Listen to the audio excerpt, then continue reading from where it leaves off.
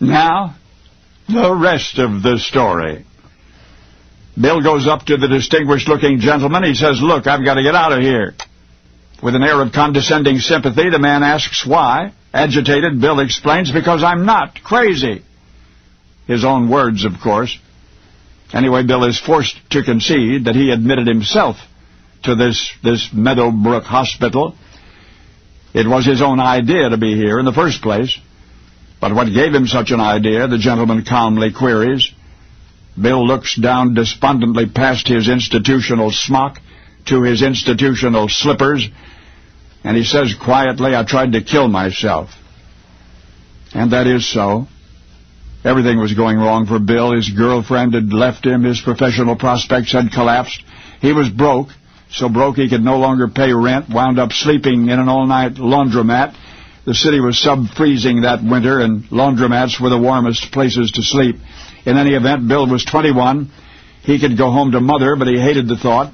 She'd be glad to see him, of course, but then she'd realize what a failure her son was. That was the hard part, Mom knowing. But the temperature dropped further. Now even the Manhattan laundromats were getting chilly.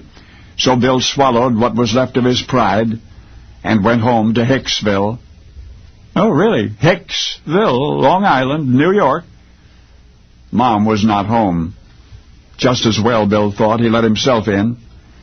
And feeling lower than ever before in his life, he went to the hall closet and looked for something with which to poison himself. There was some chlorine bleach and some furniture polish. Based on how bad the Clorox would probably taste, Bill took the pledge, literally. No, it didn't kill him. It gave him gas. Bill's reflective gaze returned to the distinguished gentleman to whom he was pouring out his heart. "You see," he said, "I'm not crazy. I was just feeling sorry for myself. I don't belong in a mental hospital." And the gentleman, smiling, agreed. "By the way," said Bill, "I didn't get your name." The man stiffened slightly. "Why," he said, "I am Kaiser Wilhelm." And then slowly, imperiously, he strode away. But you know what?